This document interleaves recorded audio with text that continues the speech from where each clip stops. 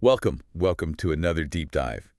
You know that universal feeling, right? No, yeah. That mix of excitement, nerves, and that burning desire for it to just work. The first date. Absolutely. Exactly. Yeah. It's such a high-stakes, high-reward game, and, well, often we feel like we're just winging it. Totally. So today, we're aiming to cut through that uncertainty. Our source material for this deep dive is The First Date Fix by Trey Hamilton. It's basically a guide designed to equip you with, well, everything you need to know about first dates. The whole package, the before, after, and in between, as he puts it. Right. And our mission here is to pull out the most impactful nuggets of knowledge and maybe some surprising facts from this book. Give you a shortcut to feeling genuinely well-informed. Packed with insights you can actually use and hopefully a solid boost of confidence, whether you're, new to dating or just looking to refine your approach. And it's a topic that honestly resonates with almost everyone. The insights here really do go beyond just surface-level tips. It gets to the core of making connections work. Okay, so let's dive in. The book starts, interestingly, not with tips on what to say or where to go, Right, not the usual stuff first. but with a really foundational question. Huh. Are you really ready for dating? Hmm. What does the author say is the danger of, not asking that first? Well, yeah, that's such a crucial starting point. He actually shares a very candid anecdote about himself. Oh, really? Yeah, admitting he jumped back into dating just 2 weeks after a pretty long, 13-month relationship ended. Wow, 2 weeks. That's fast. Super fast. Yeah. And he realized he just wasn't ready yet again and had, in his words, terrible social EQ. Social EQ, so emotional intelligence in social settings. Exactly. And that experience really highlights the need to fix yourself internally first, to heal any post-dating trauma, as he calls it, and to really enter the dating world only when you're genuinely ready, healthy, and excited to look for a compatible mate. So the core advice is, Have that internal chat first. Ask yourself, why am I actually doing this? Why am I dating? And he issues a strong warning.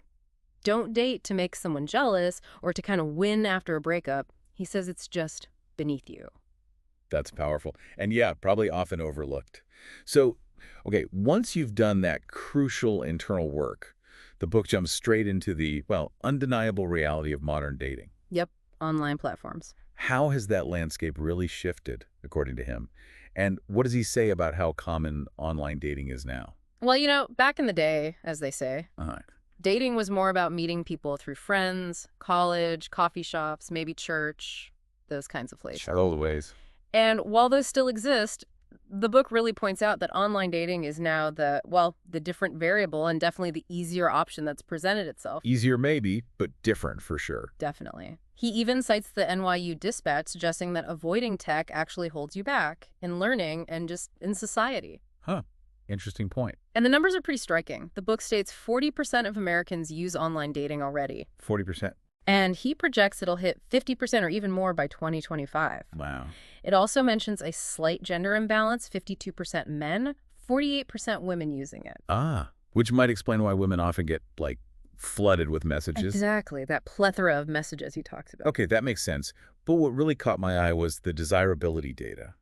What does Oh. that reveal? It shifts with age, right? Yeah, it's really counterintuitive for some people. A survey in the book found a woman's online desirability peaks at 21. 21. Wow, young. But here's the twist.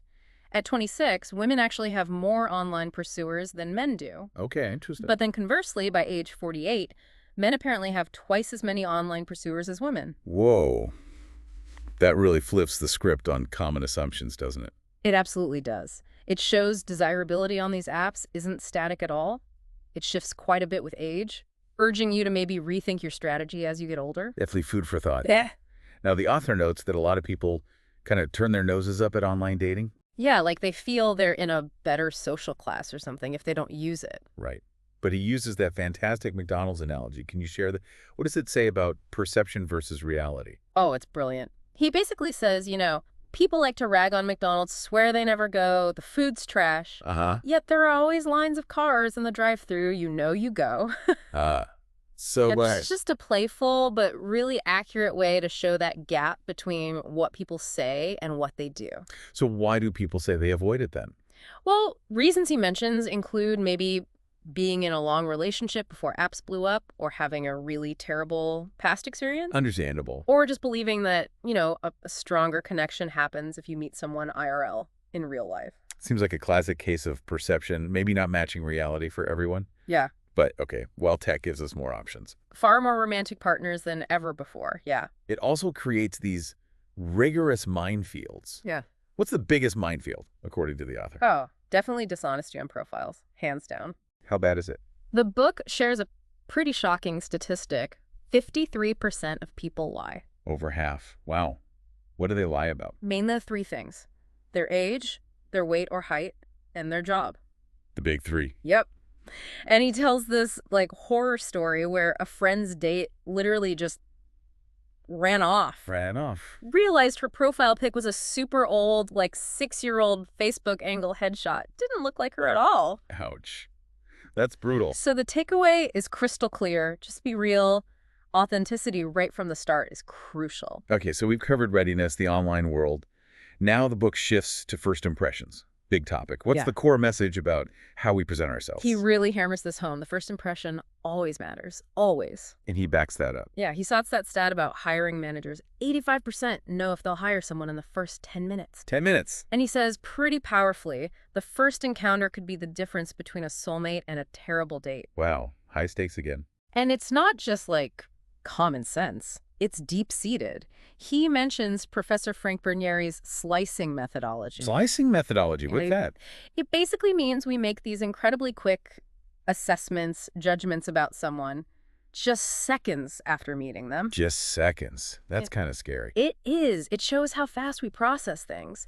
And studies back it up, like one in the American Journal of Medicine about doctors' attire. How so? It showed that a doctor's appearance, white coat, professional, looks significantly influenced patients' trust and confidence. So it validates his point. Exactly. Looks do matter, and so does your appearance at first. That's the key qualifier. At first. Right. It's about that initial impact. Yeah. And he doesn't hold back about the effort we put in, does he? No, he really doesn't. Yeah. He points out how often people, maybe men especially, but women too, show up super casual. Like thinking this is just me. Yeah, exactly. When their date has clearly put in some real effort, he challenges that idea that making a poor effort isn't who you are. What kind of examples does he give? Oh, like men in basic jeans, sneakers, and a crew-cut t-shirt. Or even worse, cargo shorts, flip-flops, and a band t-shirt. Okay, maybe not first date material. And for women, maybe avoiding the yoga pants and a tank top, look for a first date. So the message is? Show respect for the date, for the other person. Put in some noticeable effort. It doesn't mean spending a fortune. Right, he mentions affordable places. Yeah, H&M, Old Navy, Cotton On, places you can find something appropriate without, breaking the bank. Makes sense. Okay, so you're presenting your best self outwardly. Then the book pivots to this core message. Be yourself. Seems simple, but it's nuanced, right? It's be your best self. Exactly. Not just roll out of bed yourself, but your best version. What's the danger if you don't do that, if you put on a front? Well, he shares another personal story. Breaking up with someone because he wanted acceptance for his alleged unfiltered self. And he warns, when you're not yourself, you can only keep it up for so long before the real you starts slowly seeping through those cracks. Yeah, that makes sense. It's exhausting, too. Totally. And he says it boldly. If you spend your whole life living for people's approval, you'll die from their rejection. Just be you from the get-go. Strong words. Yeah. So how do you find that balance, being authentic, but still putting your best foot forward? He suggests this little exercise before a date, like jump in front of that mirror and remind yourself why you're awesome. A little self-hype. Yeah, why anyone would be glad to have a slice of your pie, as he puts it. It helps you tell the difference between being your best self and being someone completely different. And he gives that great example about disagreeing gracefully. That's key for authenticity, isn't it? Absolutely. If you hate a show your date loves, he uses Parks and Rec versus Friends as his example. Okay. Instead of saying, God, that show is awful, you can say something like, yeah, I've seen a few episodes, just couldn't quite get into it. Much smoother. It's all about your approach and delivery. Show respect, but stay true to your opinion. And he even shares his own weird, guilty pleasure. Yeah. Listening to show tunes like Les Miserables, he shares it unashamedly. Good for him. And his point is, that kind of authentic sharing makes you relatable. People are far more likely to connect to someone they feel is themselves versus someone clearly putting on a front. Someone trying way too hard. Yeah. It highlights the power of vulnerability, even in small ways. What other kinds of vulnerability does he suggest can be attractive? Well, beyond big declarations, he talks about this thing called negative reflection. Negative reflection. Yeah, it's like exposing a minor, relatable weakness. Something small that shows you're human makes you more approachable. Okay, I see. And he tells this story about a date with a 29-year-old woman who just came right out and said she wanted kids in the next 3 years. Wow, that's direct for a first date. Super direct. But he found it very, very impressive. He says the vulnerability alone was enough to get me down on one knee and propose right there. Maybe a bit dramatic, but Yeah. Point taken, though. it shows how honesty about what you want helps weed out the people who just are not on the same page. It leads to more transparent and candid communication. Allows them to see the real you. Exactly. See an honest version of yourself whilst also revealing some home truths. That's a great way to think about it being upfront as a shortcut to compatibility. But there's a flip side, right? A trap, even when being authentic. Oh yeah, the me monster trap. The me monster. Love it. What is that? Basically, someone who just dominates the conversation, only talks about themselves. You know the type. Unfortunately, yes. So while being yourself is crucial, you got to read the room. Like if your personality involves singing loudly in a bar, maybe do it if it fits the vibe, but also understand, as he says, if it's too much for them, then get rid of them. They're not the ones. Fair enough. The general idea is to aim for how you'd act with a best friend you really love and respect, but obviously don't welcome your date that way. Yeah, maybe skip the, well, who let your ass in here greeting. Definitely skip that. Start more at a bus stop chat level, he suggests, and build up as comfort and attraction grow. Okay, good advice. So internal work done, you're looking your best, being authentic. Let's talk logistics. Planning the actual date. The book has some strong opinions here. Yeah, surprisingly strong. He argues planning isn't like nerdy or overly eager. What is it then? It just means you're an adult who cares about people's time. Simple as that. Makes sense. And his core principle for planning. KISS. Keep it simple, stupid. Classic. Avoid these huge, elaborate 4-hour marathon dates like dinner and a movie for a first meeting. Yeah, that can be a lot of pressure. Totally. He says a simple round of drinks, coffee, or even a walk should suffice. The goal is just to see, is this person worth more of my time? Just enough to gauge potential. And what about the venue itself? Any tips there? Yeah, choose somewhere that maximizes conversation, makes you both feel comfortable, and importantly, has enough space so you don't feel confined. Avoid those tiny cafes where everyone hears everything. Exactly. Avoid the places where everyone can laugh at the potential awkwardness. He also suggests maybe adding a simple activity. Like what? Eating cookies, grabbing ice cream and walking, strolling down a pier, something easy. That conversation plus activity approach. Why is that good? It takes some pressure off the conversation, provides a fun, minor activity, even if there are lulls, gives you something else to focus on for a bit. Smart. Now, he has this really interesting point about temperature. Oh, this is fascinating. Yeah, a Yale study he mentions found a surprising link. Go on. Basically, people who held a warm cup of coffee judged others as more generous and caring. Just from holding a warm drink. Yep. And much less so if they held an iced coffee.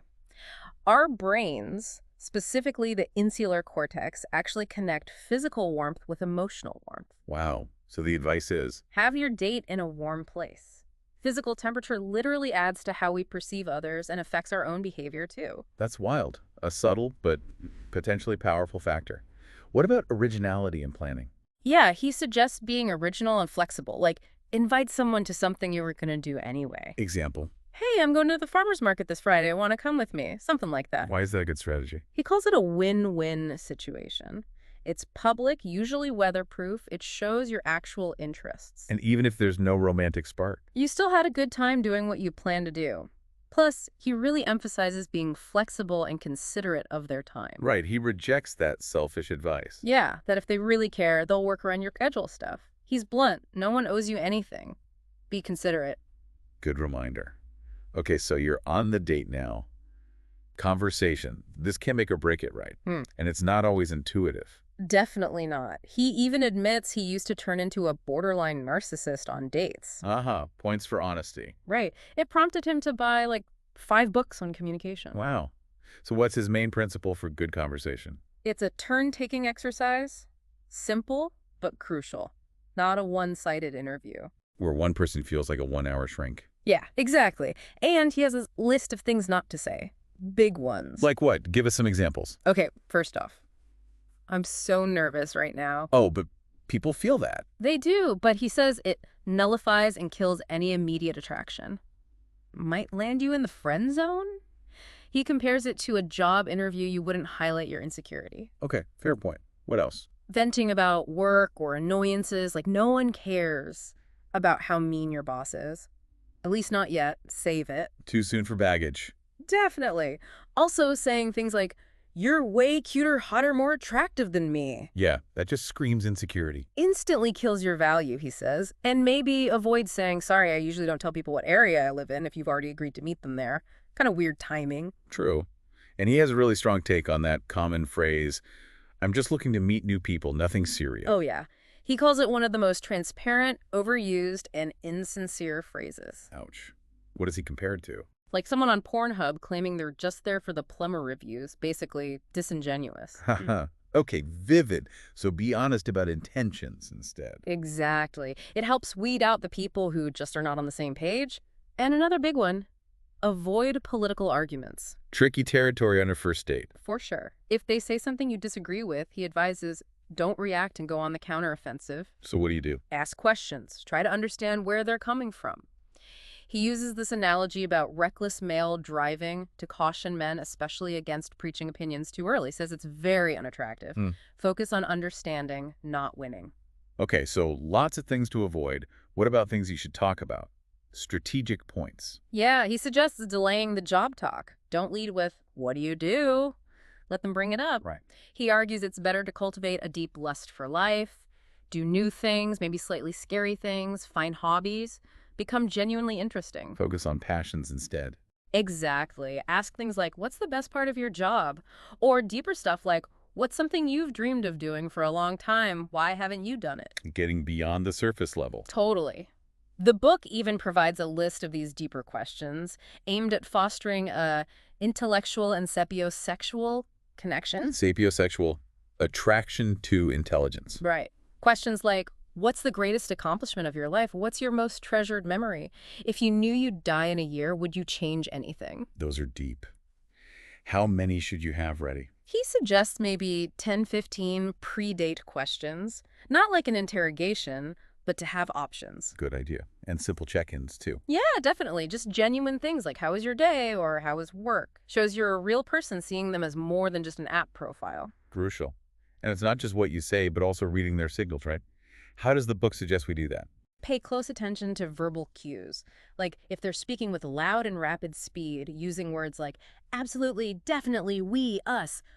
Those are dead giveaway signs of interest. Okay, good tells.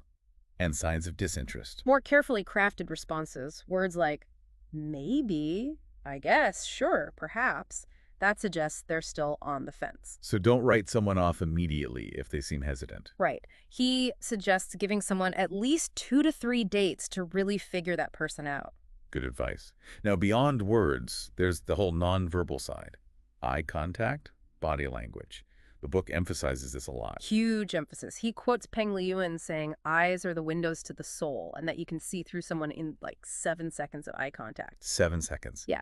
And he points out that stat, 93% of communication is nonverbal in tone, only 7% is the actual words. Incredible. So eye contact. What's the advice? If someone you're interested in gives you direct eye contact, give it right back. It's a warm sign. Well, avoiding it. Signals lack of interest or confidence. And a firm rule. Never look down. Apparently, scientists see that as a sign of weakness. Wow. Okay. Maybe practice in the mirror. He actually suggests that, yeah. Practice maintaining eye contact. It's amazing how much we communicate without speaking.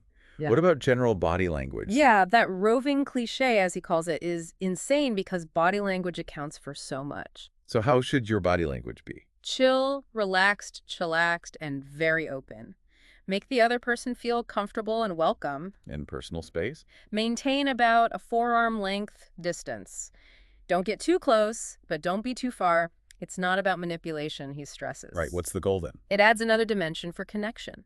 Shows you're there to get to know someone, have a great time, and helps confirm mutual interest. Makes sense. He even gets into subtle touching, which feels like tricky ground. It can be, yeah. He suggests waiting maybe 45, 60 minutes into the date. Try very light, non-creepy touching, like gentle touch on the arm if offering a jacket because they have goosebumps. Okay, situational and light. Or maybe removing a piece of fluff from their hair. Small things like that, he says, build up the light sexual tension and help gauge their engagement level respectfully. Okay, navigating the date itself. Mm. But what if it's not going well? Or even if it is, the book talks boundaries and time. Yeah, this is really interesting. He's very direct about prioritizing your time. What's the main message? Time is one of the most valuable commodities, and bottom line, you don't have to be anywhere you don't want to be. Empowering. So when should you consider leaving early? He gives clear reasons. If someone makes continuously unwanted sexual advances, obviously, Definitely. or makes racist, homophobic, sexist comments, if you feel threatened, if it's very aggressive, very argumentative, Red flags. big ones, or even if they just smell really, really bad. Okay, practical too. So how do you actually leave politely? That could be awkward. He tells this pretty blunt story about a friend dealing with an ultimate catfish. The person who looked nothing like their photos. Exactly. After 15 minutes, the friend just politely said, "I'm sorry. This may come as rude, but this just isn't working for me. Do you mind if I leave?" Wow. Direct. But effective, maybe. Seems so. His advice is, don't be a people pleaser, be a you pleaser, especially with someone you just met. And what if they suggest a really boring or long plan beforehand? Politely counter. If they suggest some headbangingly dull 2-hour thing, you can say, "I usually like to do something a little low-key for a first date, if that's okay with you." Setting the expectation. Good. Now, the age-old question. Who pays? Ah, yes. He acknowledges that sneaky argument that whoever asks should pay. But realistically, he notes, 8 out of 10 men will always be expected to pay, even by women who identify as feminists but still appreciate chivalry. Interesting dynamic. What's his take from a man's perspective? He says, nothing warms my heart more when a woman offers to pay and is sincere about it. Sincerity is key. He mentions the fake reach. Oh, yeah. Says it's totally obvious. And while splitting the bill is equal, he admits it's not the most romantic and might signal lack of interest. Tricky balance. Yes. Okay, moving into potentially even trickier territory. Physical intimacy. Kissing. He tackles it head on. He challenges that whole "I never kiss on the first date" rule. What's his argument? He asks, what's so bad about that? He sees it as an innocent first kiss to check for physical chemistry. A chemistry test. Basically, it lets them know very immediately, hey, I like you and want to pursue this further. He's all for taking risks. What does he say about playing it safe? Why play it safe? Take some risks. Throw your whole damn body off the boat and in the ocean. None of this dipping your toes nonsense. Very vivid. Okay, what about sex on the first date? Lots of opinions there. Yeah, he starts by saying there's no perfect answer to that. Big caveat. Good starting point. It shouldn't be forced, needs to arise naturally, and he really argues against the number of dates rule for sex. Says it needs to end. Shouldn't be purely timeline-based. Exactly. Decisions about intimacy should come from your own deep-rooted value system and ideological paradigm, your personal values. That raises an important question for listeners, definitely. Does he cite any data on this? He does. A Groupon study of 2,000 people found that waiting until the third date is actually seen as a dated notion now. Really? What did it find? The average person would wait until the 9th date. 9th, okay. However, the study also showed 30% of men and 8% of women were okay with sex happening between dates 1 and 3. Wow, quite a range. Highlights the need for communication. Absolutely. And respecting different values. The book really emphasizes that conflicting views about values when it comes to sex really have to be aligned. So if you have a strong personal rule, Understand that not everyone shares the same opinion. The goal isn't to judge, but to live happily and confidently by your own rules, be very safe, and go with the flow that feels as real as possible for you. very important distinction. Okay, final phase. Post-date. The date's over. Now what? The book aims to cut through the games here. Totally. Unapologetically direct about what happens next. No confusion, no game playing. So if you are interested, Be vocal about it. Tell them you want to see them again. and if you get vagueness back, His advice. Dust it off your shoulder and bounce. Don't get sucked into will they, won't they games. why not? The chase can be exciting.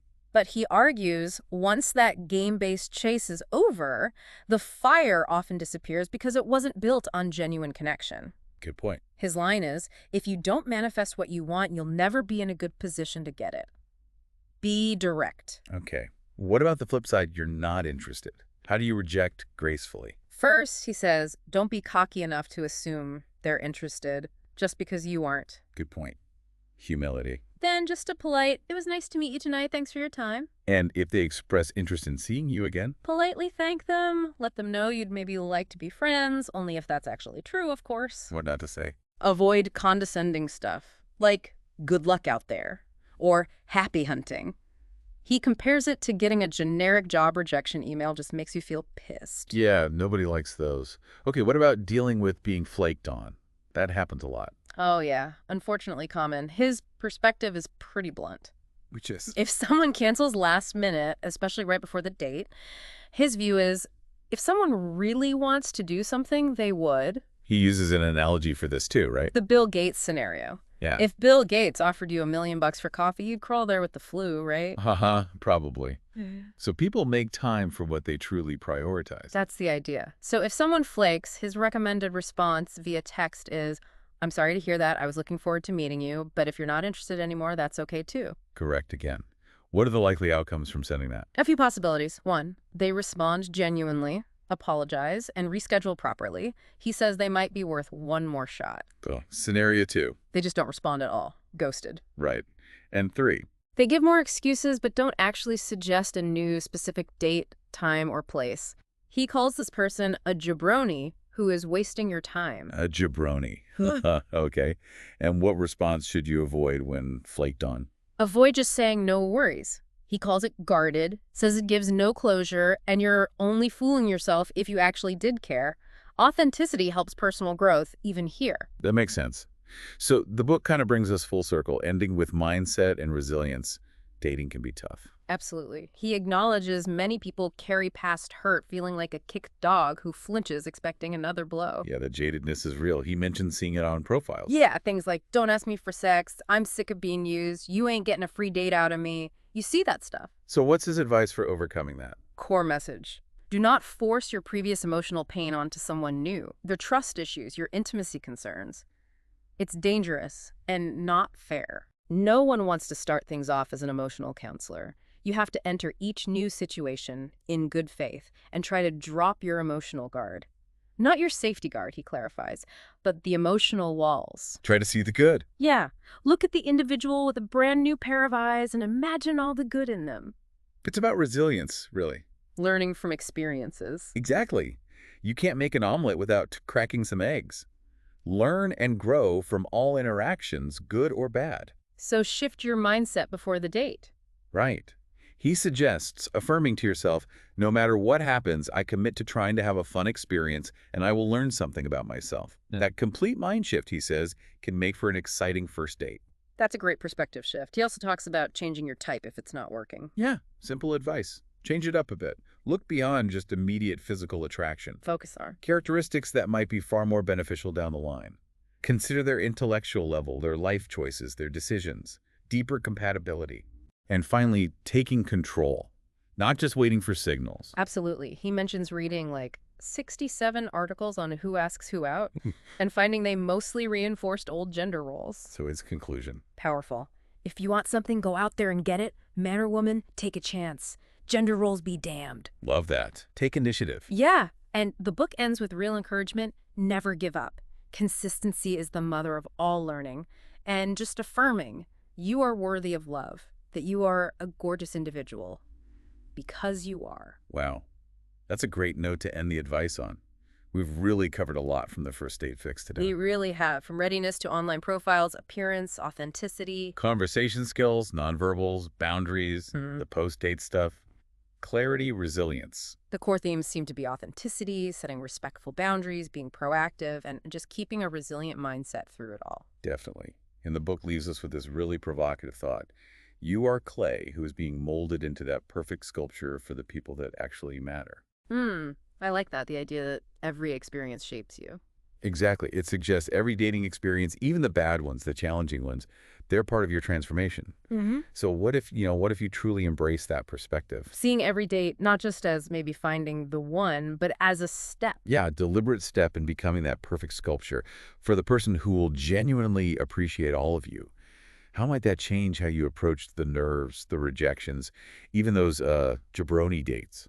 That's a powerful reframe. Makes even the bad dates potentially valuable. Something to think about. Yeah. So for everyone listening, what's one nugget, one insight from this deep dive that you will commit to applying or maybe just rethinking before your next first date?